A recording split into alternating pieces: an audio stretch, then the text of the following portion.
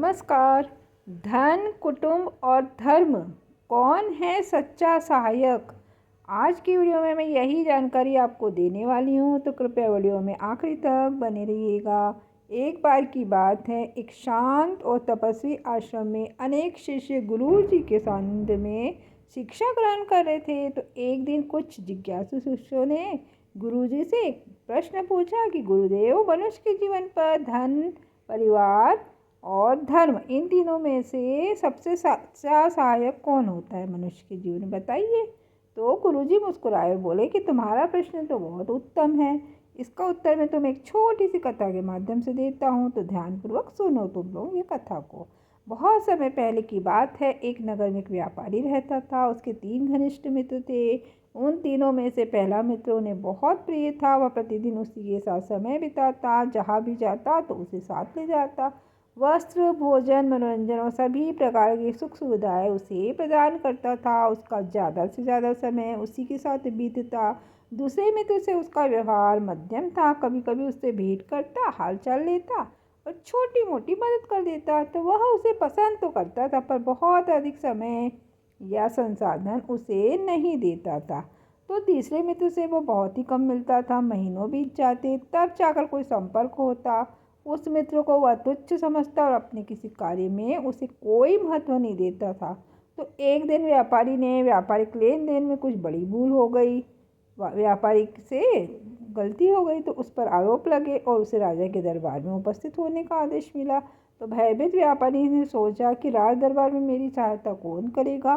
तो वह तुरंत अपने सबसे प्रिय पहले मित्र के पास पहुंचा और बोला, प्रिय मित्र, इस संकट की घड़ी में मुझे तुम्हारे साथ की आवश्यकता है।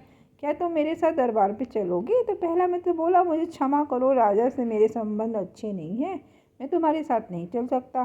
तो यह सुनकर व्यापारी का मन बहुत दुखी हुआ। फिर वह अपने दूसरे मित्र के पास गया और उससे सहायता मांगी। तो उसने उत्तर दिया, मुझे तुम्हारी चिंता है, परंतु मेरे पास समय नहीं है। मैं केवल दरवाजे तक तुम्हारे साथ चल सकता हूँ, उसके आगे नहीं।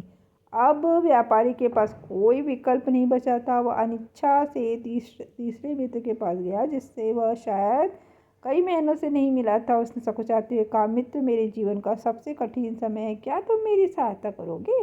तो तीसरे मित्र ने बिना समय गवाए कहा, निश्चिंत रहो, मैं तुम्हारे साथ दरबार चलूँगा और तुम्हारी ओर से पूरी सच्चाई राजा को बताऊंगा। और हुआ भी ऐसा ही। दरबार में तीसरे मित्र ने विवेक और तर्क से व्यापारी का पक्ष रखा और सच्चाई सामने रखी।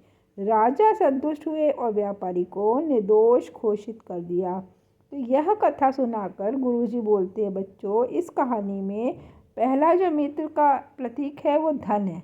धन हमारा प्रिय होता है, हम सारा जीवन उसके पीछे भागते हैं, परंतु मृत्यु आने पर वह साथ नहीं आता। दूसरा मित्र कुटुंब है, परिवार, जो केवल शमशान तक साथ जाता है, वह भी अंत में हमारा साथ छोड़ देते हैं, हमारे घर परिवार के लोग। और तीसरा मित्र धर्म है, जिसे हम सबसे कम महत्व देते हैं, पर यही हमारे अंत तक हमारे साथ चलता है, हमारे पापों का नाश करता है और परलोक तक हमारी रक्षा करता है।